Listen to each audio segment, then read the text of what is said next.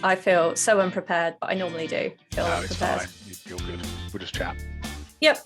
And Good? you know, yep, all good. All good. Right. All right. 3, 2, 1. Well, yes, make a start then while people are joining. So I'm Chris, and this is in theory being hosted by MegagameAssembly.com, who I represent. Unfortunately, Matt and Harrison also help run MegagameAssembly.com are not available tonight. Harrison is currently on a plane heading home from his holiday with his wife Holly. I don't know where they are at the moment, but they're on a plane somewhere heading to the UK. And unfortunately, Matt is recovering from an illness, so he can't join us either. But to save our face, we have got Becky from BeckyBecky Blogs here. Hello. Hello. How are you? Yeah, really good. Really excited for MegaCon. Really excited to be here. Just feeling really pumped. Fantastic. We'll run through a few things first regarding MegaCon, and then we'll have a chat, I suppose, and answer any questions. I don't know if you can bring the questions up, Becky. We should have discussed this before we started this off, but I'm sure you've got that. You know Zoom much better than I do. Just a few things about MegaCon to start with. If you would like to see the event schedule, if you head to megacon.org.uk and search and hit the event schedule button, that will bring up a calendar of all of the mega games and all of the seminars and panels that we've got all planned for the weekend for Saturday and Sunday, and you'll be seeing it in your own time zone.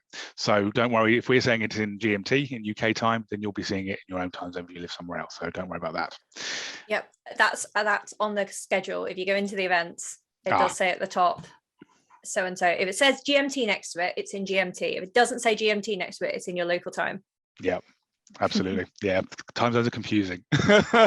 Tell me about it. And then we've got like British summertime and all that nonsense. So we can't have just one time zone. We've got to be special. Well, I suppose most people are special as well in that respect.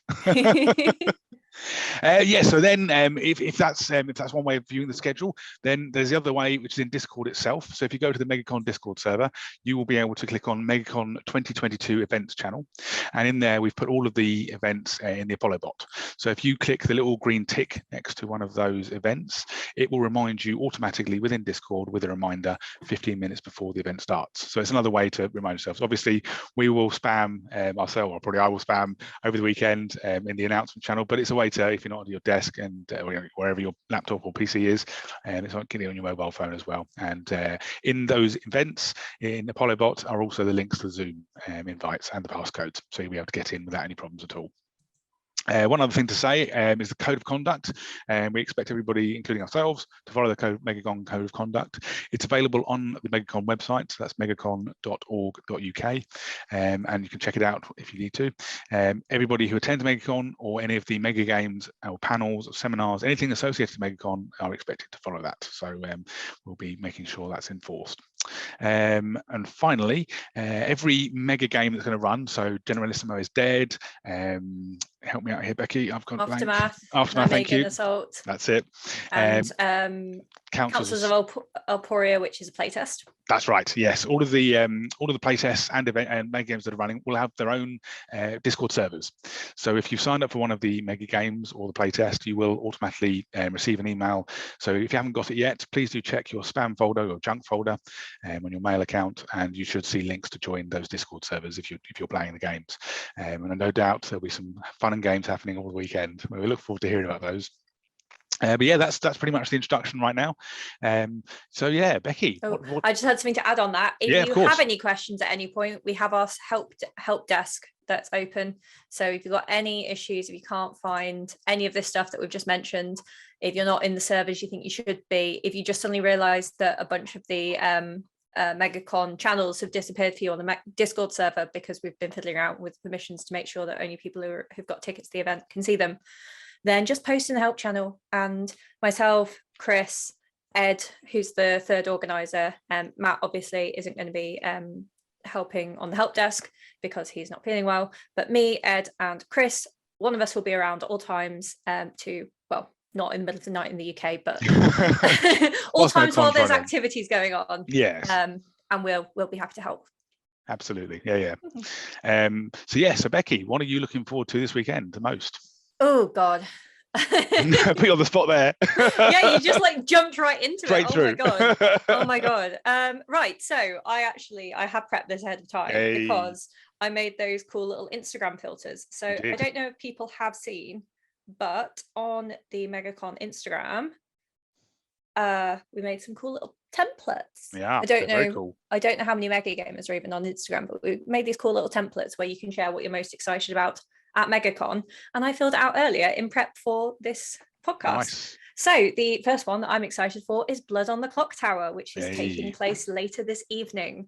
So for people who haven't heard of Blood on the Clock Tower before, it's based on Werewolf, but the idea is it takes the classic Werewolf sort of social deduction game and makes it better. So if you have played original Werewolf, eventually in the game you probably die, and after that you can't really do things, so it gives an active role back to the dead players, and it also gives sort of unique characters to all of the players that all have different effects and different abilities, so you're never just a boring villager or anything like that. I have played it before actually at OMG-Con back in 2020. 2020. Yes. What is time? We're in a pandemic, who knows anymore. Yeah, exactly. And I really enjoyed it then, so I'm really looking forward to getting to play that. There are still a few tickets left, I think, and if there are tickets left at 10:30 still, we will probably just put an announcement out in the pub or wherever to say it's starting. Absolutely. It's capped to 20 people. I think we're on about 12 or so. That's right. Now. Yeah, about 12-ish. Yep. So if anybody would like to play, just pop in the pub that you're interested, and we'll assign the role to you. And then at 10:30 p.m. in a couple of hours' time, UK time, the game will start. And there's a separate set of channels in the Discord server, in the MegaCon Discord server, and you can jump in there. And I believe Kevin will be running the game this evening. So yeah, good luck everybody. Especially the monsters. I'm rooting for you guys. I was a good guy before, so I am kind of hoping that I get a traitor roll this time. Even though traitor rolls really stress me out, I'm hoping. Sort of the fun is, isn't it? Yeah, something like that. So Chris, what are you looking forward to this weekend? Well, actually a couple of things. I unfortunately wanted to play it because, like you say, we're on the help desk and stuff. We're helping to run MegaCon all weekend, but I love Aftermath. I managed to play it a few years ago in 2016. Actually, Becky, you were at the same game. It's only really run once in person. It's run a few times online now. Well, actually, no, I thought this was the first. This is the first time. Sorry, the playtest has happened before. Yeah, playtest happened before online. This is the first online run of it, and I had an absolutely excellent time. I've regaled many people in the past about my experience of playing Aftermath. So yes, I'm quite sad I'm not going to get to play it this evening. Tomorrow on Saturday. But I'm very much looking forward to hearing the stories, and maybe I'll even drop in as an observer and see the crazy things that are going on that survivors are up to. So that should be fun. And then I'm definitely going to drop in at least a couple of times just to see how it's going on, because when I played it before, sorry to interrupt. No, carry on. I was Gold Command when we played it before, so I was on the national. Well, it was like based in the south of England, wasn't it? Yeah, it's like a regional command, where you were on Silver Command, weren't you? Yes. And I basically turned up and said, give us all your stuff and we will put it to better use, which basically just meant taking it away from you. Yeah, we did have a lot of Gold Command people coming up to our table during the game and demanding things. In the end, I was getting quite militant about it, telling so I was the police commander and there was an army commander who was my friend. I was telling him not to give anything to the army Gold Commander, which obviously was, he has to follow orders. He wasn't going to do that. But it's like, stop taking our stuff. We need this to try and run our own region. But yeah, that was excellent fun. We had crazy survivors to deal with, which I'm sure will happen tomorrow. And also lots of unrealistic, maybe, demands from Gold Command. But I think all of the government players were probably under the illusion that we could fix things and get back to normal again, even though the whole country had completely collapsed. So yeah, no, I'm sure that under that illusion. Yeah. I think we were too. I was busy investigating one lone serial killer, so that really made a big difference in post-apocalyptic Britain, I think. Yeah. But yes, I'm sad to miss that out, but I am looking forward to hearing the stories because they will be fun. I have no doubt. I've been sort of eavesdropping on some of the conversations that have been happening already on the Aftermath server, and they're pretty crazy. So I look forward to what's going to happen. Yes, my second thing, actually, Becky, you and I are going to do a seminar tomorrow, aren't we, regarding marketing, Facebook marketing, Megagame marketing. So I'm looking forward to doing that. We've been obviously honing our presentation, haven't we, to get it ready.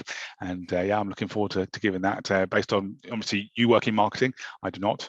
I work in IT, so I have no marketing skills really, but just on my experiences with the recent Megagame marketing, and obviously your experiences of actually knowing how to do marketing, Becky. Yeah, but I've never really got to apply them to mega games because I don't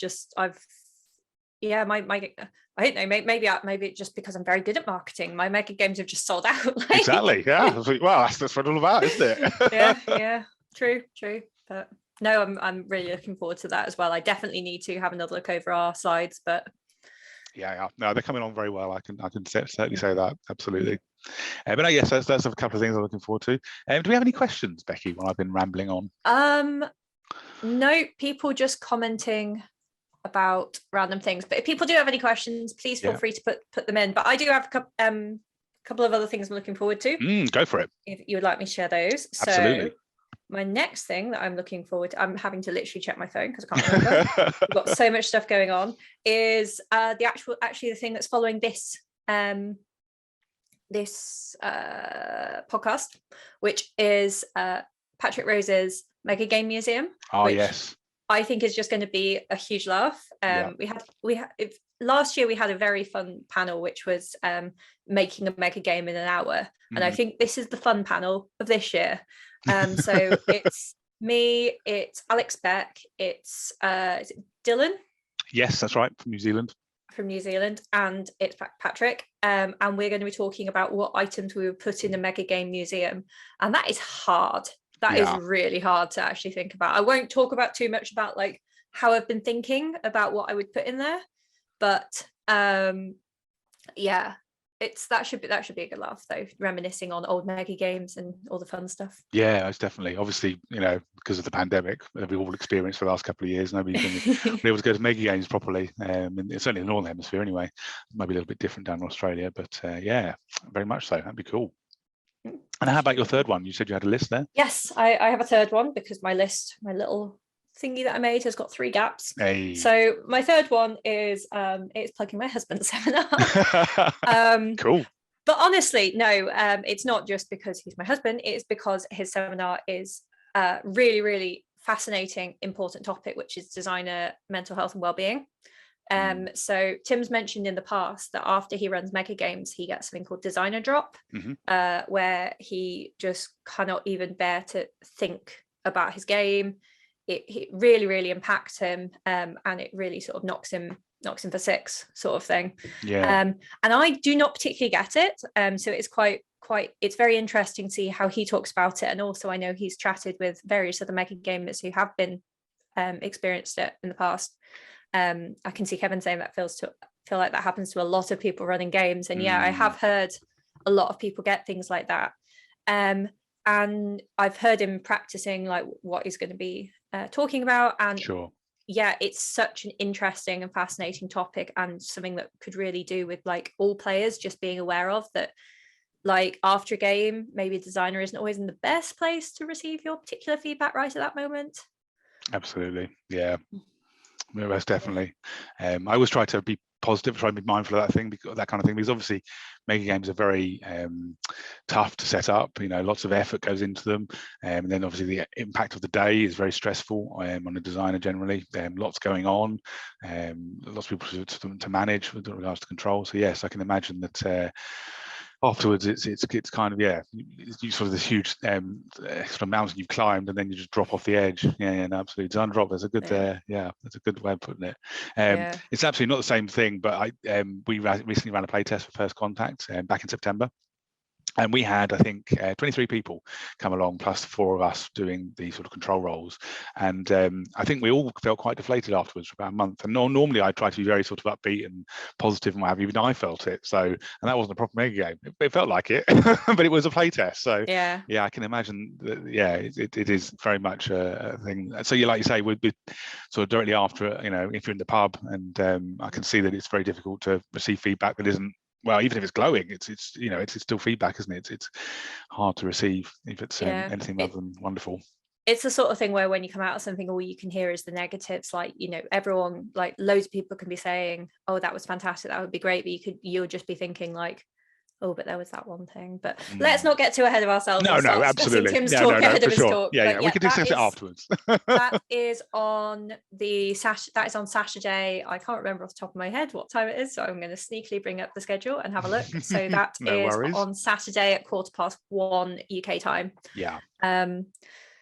So yeah, tune in for that. It's called What Was the Point? Absolutely. Yeah, obviously, I think it's fair enough to forget when it's going to run, because there's so much going on, so much good content this weekend. So yeah, absolutely. Check out the schedule on our website. So here's one I'm going to throw to you, a bit left field, Becky. How do you hope that MegaCon 2022 will differ or be better than MegaCon 2021? That is a really good question. And it's a tough one, isn't it? When I was getting ready for this, I was saying one of the toughest things about running a second con is letting go of the first con, because the first con, I will be honest, it was bigger than this. There were more that we had sold more tickets. Yep. We were running 4 games rather than 3. Unfortunately, we did have to pull Watch the Skies because we weren't seeing the ticket sales we needed. And it's very hard to sort of like look at something and say, oh well, it's not quite going as well as it did last year, is it? But we also need to think about the fact that we're in a different position now than we were a year ago. And a year ago, we were in lockdown in the UK, and we are not now, which is very much a good thing. And yes. I'm not going to be sad about that. Oh, no. So I think the ways that it's going to differ from it. So as I said, it's a bit smaller. We're running slightly fewer games, but we have learned a lot from the first year. So I think that it's definitely been a less stressful experience for us as organisers. When we were coming to the panels and the seminars, we actually had some ideas of seminars that we wanted to have, and approached people who we thought could do a really good job of delivering those talks. I think last year we mostly just took what came into us, whereas this year we wanted to sort of do a bit more outreach. Some of the talks that went really, really well last year were the 2 talks we actually had by a couple of academics, and I'm really pleased that we've got Alan Sang this year to do Trust and Betrayal in the Classroom, which is going to be tomorrow evening. That's right, UK time, Yeah. So that's going to be really interesting, I think, as well. I think Holly's talk, that was one that we specifically approached her and said, would you like to run a talk about running your first mega game? And if people haven't read it yet, she's written a really good blog for Megagame Assembly on the same topic. So go and read that, or come along to the talk tomorrow, or do both. Yeah. I don't know if I've really answered the question, to be honest. It's going to be different because it's a different year, it's different circumstances, but hopefully it's going to be just as good, and we're still going to get just as many great ideas out of it. Yeah, absolutely. I think, like you said, we're covering different sort of talks this year slightly, and also the games are different as well. We have Aftermath, which has never run before, and Nijmegen. I don't think Jim's run that online before. Maybe he has. I'm not certain. But yeah, so we've got a different range of games as well. So I think, yeah, absolutely. I mean, obviously, Watch the Skies is a perennial, is a favourite, but obviously we didn't manage to sell the tickets, which is fair enough. So I think giving other games a chance to shine as well is obviously a great thing. Yeah, most definitely.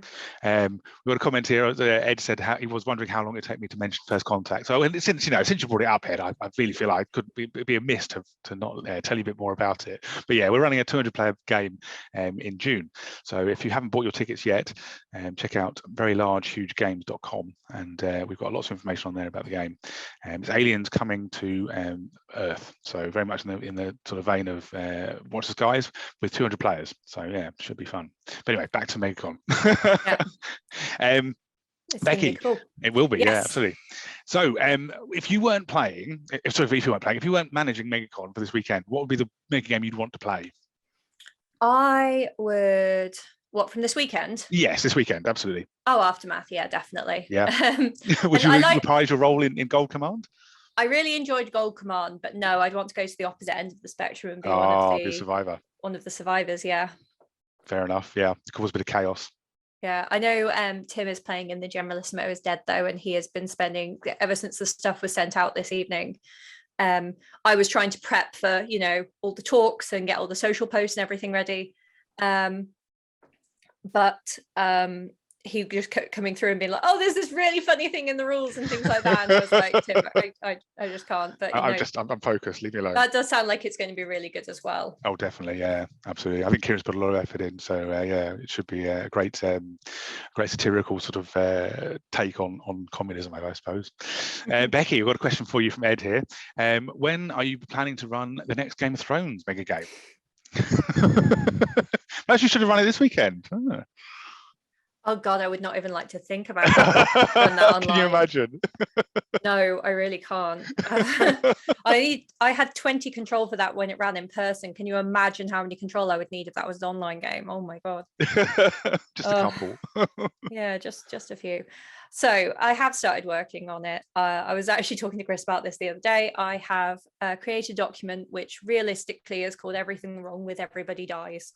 It's a long document, and I'm going through the rules piece by piece to work out where all of the issues are, because lots of people have said some very, very complimentary things about Everybody Dies, but it's my first design. I've grown a lot as a designer since then, and I want to build on it and make it and improve it before it comes back. So I have started that work. I number my mega games by year because I've never run the same mega game twice in 1 year. So I did put 2022 on it, but I don't think it's going to be 2022. I think it'll be 2020. That's fair enough. I just can't see it happening this year. So. We're already into February, aren't we? So yeah, I can understand that. If you want to do an update to it, yeah, time flies. Yeah, and theoretically, I've still got Trope on the Horizon calendar at some point. So realistically, I should be working on that one next, but that needs less work compared to Everybody Dies. Like if that was to say to me, Becky, can you run Everybody Dies in 3 months? I would be like, oh. I couldn't do it in 3 months. Okay, that's a lie. But if it was like, can you do it in 6 months, 8 months? I would probably be like, yeah, I can. Because it's just a few small changes that need to be made to it. Sure. But Everybody Dies needs major rework. All right, fair enough. Well, you say that. I mean, I played Everybody Dies 1 and Everybody Dies 3, and the biggest gotcha was Everybody Dies 3 when King Ares, was it? I think. No, Viserys. No, Viserys. Sorry, my bad. King Viserys was feeling very ill, and we expected him to maybe die in turn 1 or turn 2 or turn 3 or something like that. A little bit into the game, basically. But the switcheroo was that he died instantly as the game started, and that caused chaos in my team. That we were running around like headless chickens. So yeah, please don't do that again. That was horrifying. Yeah, pretty good. I make no promises. No, but honestly, when I do run it again, I will be running the scenario from 1 and 2, which was the War of the Usurper / what was it? War of the Usurper / Roberts something. I can't remember what the other. Anyway, it's basically the war against King Ares, the Mad King. So it's about 17 years before the books, and Robert's Rebellion, that was it. Depending on which side you were on. Sure. So yeah, that would be the scenario I'd take forward, because I think it just had a bit more to it, and the games ran smoother than the third one did, which was the Dance of the Dragon. For people who weren't there, it was the Dance of the Dragons, which was more like 120 years before the events of the books. And the real challenge with that, it was a 2-sided game, so it was a lot harder to keep both sides balanced. Whereas for the Robert's Rebellion, it was a rebellion against the Mad King. It ended up being in the sort of canon that Robert Baratheon ended up on top. But realistically, there were multiple claimants. There was Rhaegar, so the prince, there was the king, there was Robert, there were multiple other factors at play. So it was a lot easier game to balance, because people the control didn't have to balance as much. People would push down the person that was rising to the top, sort of thing, so. Yeah, absolutely. Oh, sounds exciting. I can't wait to play. Please don't play. I don't want to control. Play. I'll see. Okay. I'm also going to try and cut down that 20 control, but I need to work out how I would do that. Yeah, fair enough. One for the list. Yeah. So we head back to MegaCon for a second then. We mentioned just now Alan Zhang is doing his seminar tomorrow evening, which is Trust and Betrayal in the Classroom. That's obviously, he's going to tell us more about it when he actually comes to tell us, but that's about, I believe he runs Watch the Skies, which is obviously a very famous mega game, in the classroom for a week. So his students play the game for a week, which is quite incredible to me, because obviously we experience it ordinarily in 7 or 8 hours. So there's lots of chaos happens in a short period of time. But I guess, I mean, we'll probably hear more tomorrow, but it probably would stretch out quite a bit. Like you wouldn't have to make such heated decisions in such short amount of time. So maybe nukes don't fly by the end of most games that he runs. I wonder. It'll be interesting to see what he says. That does sound really interesting. I do think from when I played and we made it, it definitely changed the pace of the game significantly. So, so you do have a bit of a time between the sessions to sort of go away and consider your actions. I find when I'm in a mega game, I often get caught up in sort of trains of thought. So one of the most significant things, I can't remember which game it was. It was one of the online ones that had a lunch break. And it meant that I had got myself on a sort of particular track, and I can't remember any of the bloody details. I got myself on a particular track, and then at lunch, I sort of went away. I had some food. I sat down, and I came back, and I realized, there is this other way of looking at things. I can go. I think it might have been Red Planet Rising, first run of that, which was back in 2020, I think. And I came back after lunch and I'd managed to refocus myself. And so I wasn't going down the track I'd gone down before. And I have looked back at myself in mega games and thought, I keep doing, you know, if I'd actually had some time to think about this, I would probably have done stuff quite differently. So I think having it taking place over the course of a week, where at the end of the day, you can go away, you can have a bit of out of character chat with people, not too much. You know, you don't want people to keep playing outside the game minutes. But a bit of out of character chat with people, and then come back the next day actually feeling refreshed and like having had some time to think about things. And I feel like it will quite change the sort of character of games. Yeah, absolutely. It'd be interesting to see what sort of decisions the players, obviously I'd imagine he throws various scenarios in. We'll find out more obviously tomorrow evening, but he must throw various scenarios in, I'd imagine, and how the students react to that, would be very different to how maybe we would react to the same situations in a 7 or 8 hour playthrough. So it'd be very interesting. It would also be fascinating for students, I think. A very different way to learn. Obviously, it's not doing, it's not a reality, but it's actually sort of getting in there and actually talking and making decisions. But putting the theory into practice, I suppose. It does sound fantastic. I would love to learn through a mega game. Yes, that would be great, wouldn't it? Yeah, most definitely. I'm just wondering, Chris, whether you've seen that there's been a couple of questions in the Q&A box. Oh, right. No, I've missed those. Oh, there's a Q&A box as well. Oh, this is why you're the queen of Zoom. We've got both. So that was, what's your MegaCon beverage of choice? So there has been one that we've already answered, but what's your MegaCon beverage of choice, Chris? My MegaCon beverage of choice. Probably a cider. It's always a cider. It's always a cider. Let's be fair. I don't drink beer or lager or anything. Cider. Probably sweeter is better, I would say. But not sort of. I used to drink the fruit ones, like the pink ones and the stuff, or record leg and stuff. They're far too sweet now for me. But something along the apple cider side of things. I'd want to know what brand. Brand, I don't know any brand really. I'm not fussed. As long as it's not too dry, I don't mind. But certainly when after an in-person game, obviously we haven't had a chance to play many of those in recent times, but yes, when we head to the pub, it certainly was. I like to drink afterwards when I'm reminiscing about what I've just been up to, whether that be launching nukes at people who have annoyed me or whatever. I don't know. But how about you, Becky? What's your MegaCon drink of choice? In fact, you're drinking something at the moment. I am drinking some as well. So mine is, as you can see, it's some red wine, some lovely. I can bring it up to the camera so you can see the, I don't know what it's called, that thing where it makes a thing on the side. I don't really know about wine. I'm lying. If you hadn't guessed. Does it smell of grapes and burning firewood or something? It smells of wine, to be honest with you. That's a good smell. I mean, that's what you want out of your wine, I think. Yeah, but this is a Campo Viejo Rioja, which is my favourite wine. So I have a large number of bottles downstairs, so I can just keep going for the whole weekend. That sounds good. But maybe I'll pop some bubbly on Sunday night to celebrate the end of the con. Who knows? Although the only bubbly I've got in at the moment is a Magnum, which is a bit too much for me to drink. Especially on a Saturday night.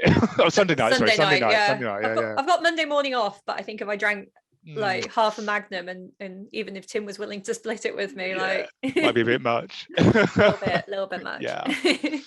Actually, Patrick's asked another question, which is an interesting one. If you could bring any mega game to MegaCon, and it just magically worked out of the box, and everything was perfect, you had enough control, and all players signed up, what game would it be?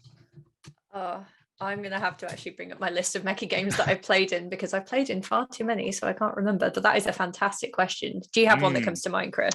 Well, I mean, first one would definitely be Aftermath, honestly, and Dan is already doing it this weekend, so I've got to think of another one. Out of all the ones I've played, and I've played quite a few. No, I don't know, honestly. Honestly, Everybody Dies. Probably Everybody Dies 1 for me is which was your first Game of Thrones mega game, which we've obviously just discussed. Would probably be in the top 2 or 3 for me, top 1 to 3 maybe, because it was just so much fun. You had it at the Maesters, you had sort of communication restrictions. So in the world of online MegaCon, obviously that would be people couldn't go into other you would have to stay within your own sort of channels. You wouldn't be able to go unless you're moving on the map somewhere else. You'd have to stay in your own channels, whereas in the game itself you obviously couldn't go through different parts of the room. One team time was called and what have you, but the Maesters, who I was one of them, the Maesters could go anywhere and talk to anybody and relay messages. But we had a couple of secret goals. I think it was 2. We definitely had one of them was to kill all of the Targaryen children, because we were worried that they were crazy and they were going to ruin the world. So we got practically all the Targaryen children, which was quite horrifying when you think about it and talk about it afterwards. But at the time, it was a great relief. And the only one we didn't get was Daenerys, but she was a small child, probably 4 years old or something. And she's a girl. Like, what could she possibly do? Oh, it was fine. It's fine. We missed her. It's fine. But yeah, so I'd probably bring maybe Everybody Dies 1 to MegaCon. Maybe, I don't know, if it worked perfectly with the communication restrictions, I'd probably include those. Maybe I'd take those out, because having people talking, but then that would maybe change the Mace's role, which I've just gone on about. So I'm not sure. Yeah, Everybody Dies 1 is what I would bring to the table. How about you? Cool. Yeah, so I've had a look at my big long list of games, and honestly, so many. So I'm going to mention 2 that I honestly think would totally work online without that much work. It sounds like you're setting yourself up to run this, Becky. No, not me. But if Alex Beck wants to build Mansion online, then I think that would definitely work online. Just thinking about how like the map worked and everything like that, it wouldn't be quite as fun, because I did have a lot of fun running around, being a party kid, getting everyone to do shots. That was a real laugh, but I definitely think the mechanics would translate to online, and it was such a fun game. I'd love to see that online. And what was the other one you mentioned? The other one is It Belongs in a Museum, which is by Jake Smithson, Riccardo Viglianesi, and Danielle McAloon, I think. And that was a True North game. And again, I think it would come to online. I think it would work online. So this was Indiana Jones, Lara Crofty sort of dungeon, what's the word? Tomb raiding. Sure, yeah. Indiana Jones kind of style. Yeah, exactly. Going in, finding artifacts, and their big mechanic was this sort of almost sort of like a RPG, not even like an RPG, like it was like going through levels. All right. And again, I think that would I can't really describe it. There's great pictures on my blog that sort of describe a little bit more how it actually works, but you sort of go through these levels with like control take you through each level of going through this cave or whatever you're going down into, tomb, whatever.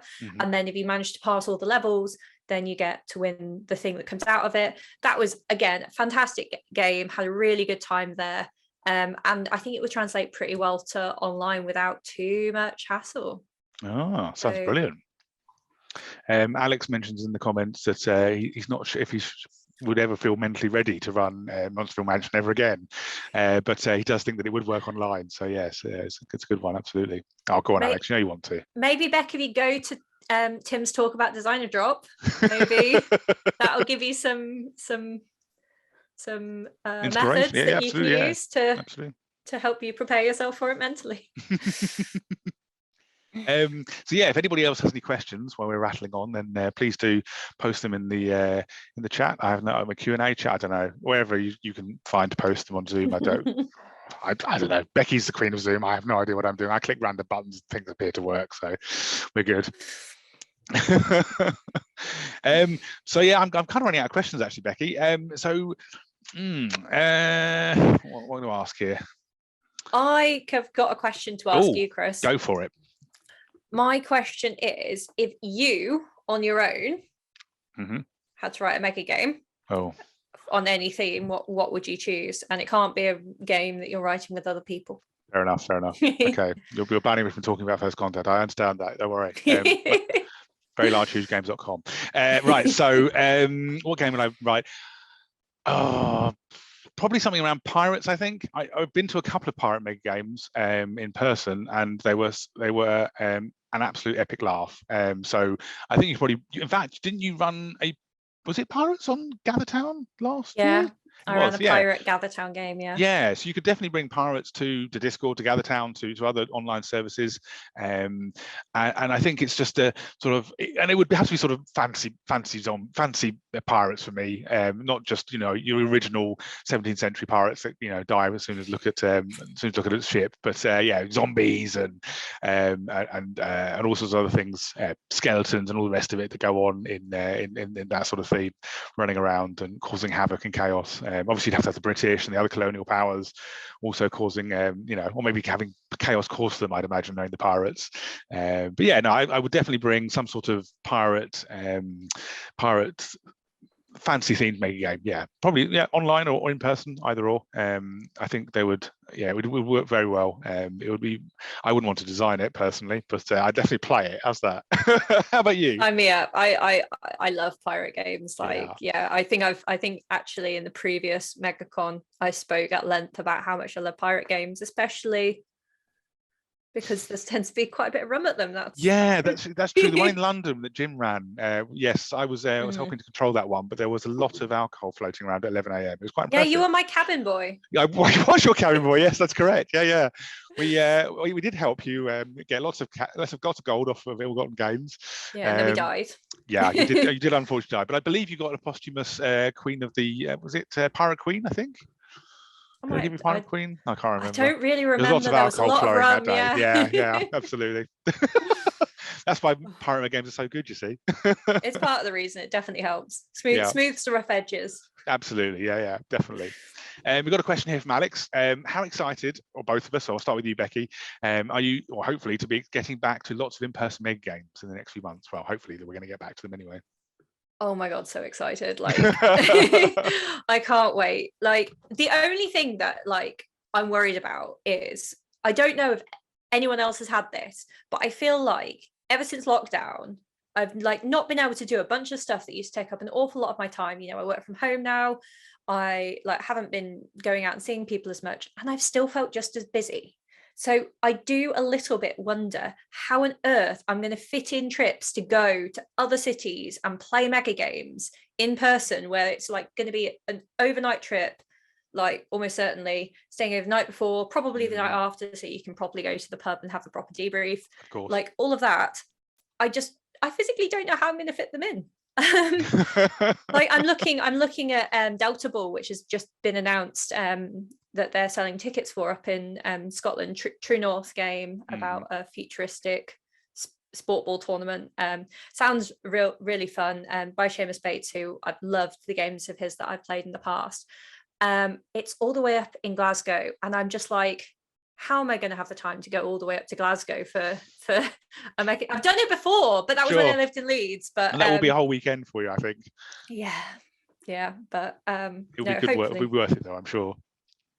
Yeah, it will be. I just don't know whether I'll be able to make it. But yeah, no, really, really excited to physically get back to games. I do think that physical games have something about them that a lot of online games struggle to replicate. So I'm very much looking forward to getting back and seeing everyone and getting back into the swing of things. Yeah, I agree, absolutely. I'm not so worried about sort of spending a whole weekend going somewhere, more that I'm not sure if I can stand up for an entire day now. When we did our playtest a little while ago in September, it was tiring, and I'm not sure I can cope with, like, I had to sit down quite a few times during the day, so kind of lost that energy. So maybe I need to go out and do some running or something. I'm not really sure, but yeah, very much looking forward to it. Seeing people doing some crazy things, probably getting killed in the process. It's fine. I'm looking forward to it. Is that from standing up too much? Yeah, probably. Yeah, I'll probably just, if I do collapse, then please do call an ambulance. Although at the moment that'll probably take a few hours to arrive as well. So yeah. Got another question here from somebody who, some anonymous person. What was your favourite memory from MegaCon 2021, Becky? Do you have one? Oh gosh, that was a year ago. I know, yeah, so long ago, wasn't it? My favourite memory from MegaCon 2021 would probably have been just those moments. So I remembered this.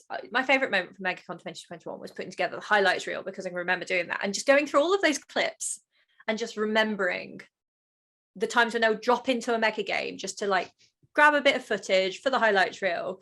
And every single time you'd stumble in on someone saying, well, why don't we just assassinate her? Or, why don't we just, what, you never told me that you had a secret, I don't know, tax missile haven. range. I don't know. Yeah, missile range, whatever. Just, you were always dropping in on these moments where people were just saying the most bizarre things. And I was like thinking, this is going to be a big part of my weekend at MegaCon. I'm going to have to drop into these mega games so many times to find good bits of footage for the highlights reel.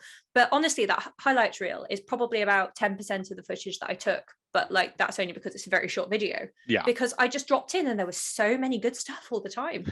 So I think that was my favorite thing, just dropping in and hearing all of the players just having a great time in the mega games they were playing, and just really, really getting into it. So yeah, absolutely, I'd echo that for sure. I think my probably my favorite part, what I remember, so obviously much like this weekend, I was sort of hanging out on Discord and making sure if anybody had any questions, they were being answered and stuff, and I did quite a few hours doing that, and I remember being delirious by the Sunday evening when we did the memories of the con. So I didn't join this sort of podcast we're doing now at the start of the con, because I think it was you, Harrison, and Matt who did that, but I did join the end one, and I think I was drinking by that point. I was delirious. I was so tired, I didn't know what I was doing. So I don't know what I said. I remember having a good time. We had a good laugh on that final we did film podcast. it, so you can find out. I don't want to. No, I have no interest. I should just get rid of it. Maybe I remember being good, but maybe the reality is not true. No, it was a good laugh. I'm sure we'll replicate it this weekend, though, no doubt. Yeah. Oh yeah. Okay, so we've got another question here. If Watch the Skies is the first mega game that a budding new group of people should run in person, because obviously it's so perennial, it's so well known, then Becky, what in your opinion is the second mega game they should move on to? So something completely different. Yeah. Like Watch the Skies is in many ways a great game for a first game that a group runs.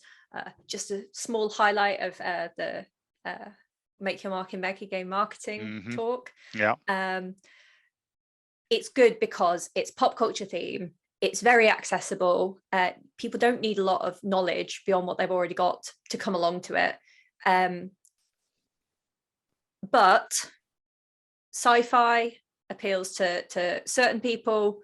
I would say that your second game should be something non-sci-fi, something that just sort of breaks away from it, but probably still something fairly pop culture-y. So ideally, if you've got access, if you can write your own game and someone has an idea, I think that's cool. But if you don't, then maybe looking at something like Urban Nightmare, where it's pop culture-y, but it's not the same as Watch the Skies. Den of Wolves is a bit too sci-fi, I think. I mean, it's very different. It is very different in terms of tone, though. Controversial. I think it's a good game, but I think your first game should be either Watch the Skies or Den of Wolves, and then move away from that. Okay. Or if you can find a really good historical game that's actually accessible to people, I'm thinking maybe something like Very British Civil War, I think is quite accessible to people. Sure. Because it's not too historical. It's fairly recent, and it's quite a fun theme. Because it's the theme of the game, for people that don't know, is Edward refuses to abdicate the throne when he gets with Wallace Simpson. Do I mean Wallace Simpson? Yeah, you do. Yeah, that's fine. Okay, thank you. Just suddenly doubted myself. No, yeah, that was her. Yeah. It's by Paul Howarth. It's a very accessible game in terms of mechanics, and I think that was really good in the Pennines because it was local to the Pennines. But I think something like that, where it's a genre of history where people know. I know a lot of people aren't as into historical games, but I think it's quite a good sort of like showing a different side of what mega games can be. Yes. To Watch the Skies. No, fair enough. And Ed has just mentioned regarding the ready-made Mega Games post that he actually wrote for MegagameAssembly.com. So if you are wondering what other games are out there that are sort of accessible to new groups, check out MegagameAssembly.com, and under the resources bar at the top, there is ready-made Mega Games post, and that should give you a lot more information about what's out there. I'm gonna roll back on Den of Wolves, I'm afraid. I do think that's it's a gold plate mega game. I think, like you mentioned, pop culture, but people instantly recognise it, being sort of a Battlestar Galactica kind of game. That's a lot more niche than Watch the Skies, though.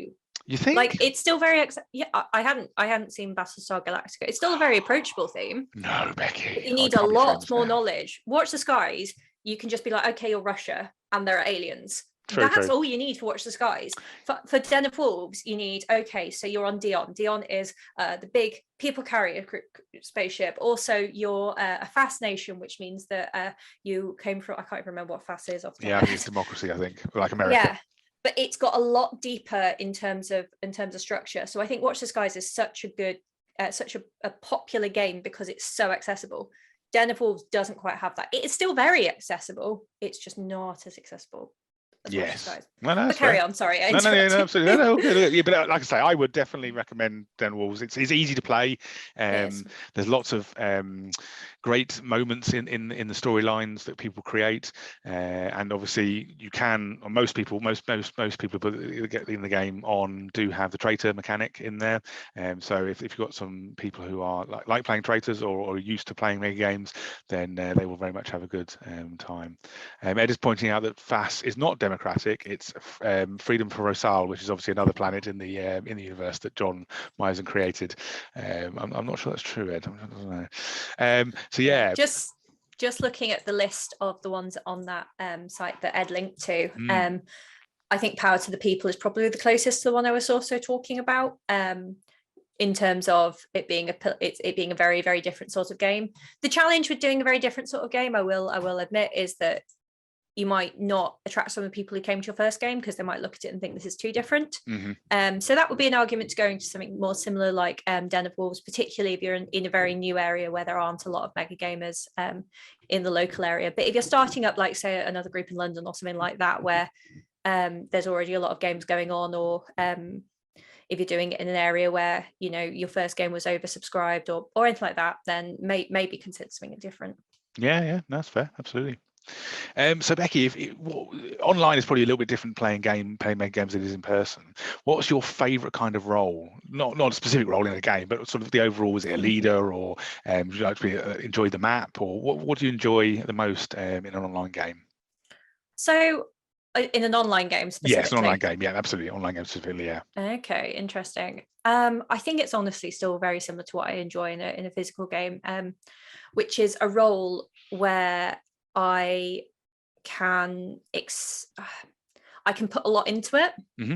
So it's not necessarily I want to be the leader. I do like leading teams. I do like diplomacy sort of roles, but I particularly like roles where the character is more than a sort of like mechanical objective. So they are trying to.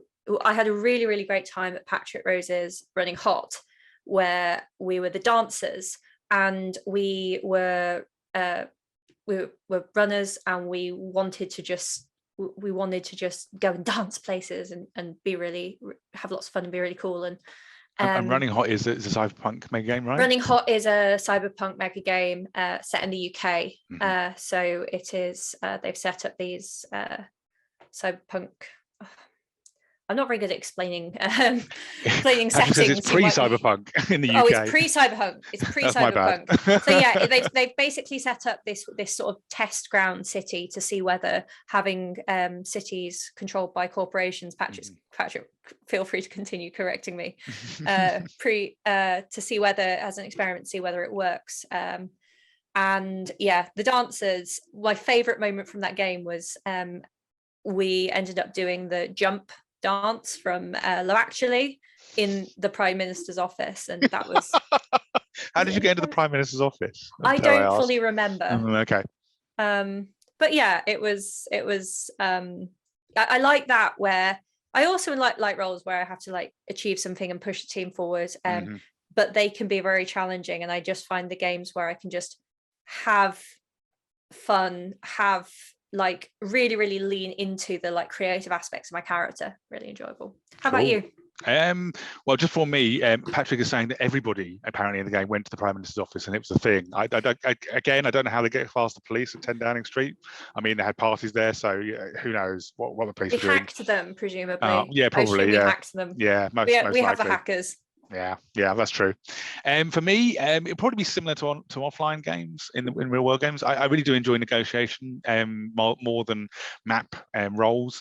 So if you give me like a role that it's not necessarily it's gonna be despised by people, I quite enjoy that kind of role. Be the baddie. That sort of thing I enjoy. I don't mind leading teams. I'm not sure I'm great at it, but I'm not. It's not my sort of go-to thing. But I don't mind. I do enjoy negotiation though. So if you send me off with some crazy brief that I've got to try and achieve, and probably won't, I will try and definitely excel at that kind of failing, failing forward, failing backwards. I don't know, failing. I quite like the roles where you sort of like you're the downward swing. So you like when it's briefed, when the game designer says to you, you are a falling power. It's a lot more what's the word, manageable emotionally. Yes. Yeah, your expectations are not sky high. You're trying to win the world. Yeah. No, fair enough, completely. Okay, well, I think we might maybe ask one more question and perhaps call it there. It's about 10 to 9 here in the UK. Have you got any questions? There's nothing coming on the chat, so if anybody wants to type it in furiously, please do. We definitely will answer them. Do you have a Megagame in real life booked? Obviously, you can't this weekend for MegaCon, but do you have anything in your diary for this year? Not a huge amount is out at the moment, but there isn't a huge amount out at the moment. I don't think I've got anything booked, but I'm just going to bring up the Megagame Assembly Calendar, because that's where I go to get all of my facts about what Megagames. Oh God, I sound like it. You're doing a better job than me. No, do carry on. But yes, we do have on megagameassembly.com. Possibly all the listeners who are listening right now do know this, but we have a calendar of all global mega games that we know of. So do check it out. It's for one calendar or regionally based, so US and South America, Europe, UK, and then sort of Australia, New Zealand, and Asia. So absolutely. If you want to see if there's any mega games running near you, then as we're coming out of the pandemic now, then please do check it out. But the mega game that I've just had a look, the mega game that I want to go to most this year is Are You Now or Have You Ever Been? All right. Which is let me just find it. It is basically Cthulhu mythos meets communism. Oh, that's going to go well. So undercover FBI agents, Cthulhu cultists, and everything in between, which honestly just it sounds a little bit like trope high for grown-ups, which sounds fun. I am a big fan of the Cthulhu mythos. I play a lot of Arkham Horror LCG, so that sounds great. Suspicion, like intrigue. It's Andrew Shield-Dodds, who I really rated as a designer. I really enjoyed Red Planet Rising. I've already spoken about that earlier. So yeah, I definitely definitely looking forward to that one. And of course, First Contact, which I will be controlling at. You will be, absolutely. Yes, thank you, Becky. We appreciate your help along with everybody else. Absolutely, yes. We're running that in 18th of June. If anybody doesn't know, seen my marketing constantly in the last few anyone months. Who has managed to avoid Chris's marketing, how? You can't avoid me. I will find you. Yeah. One question here from Patrick, Becky. If you were a mega game, what mega game would you be?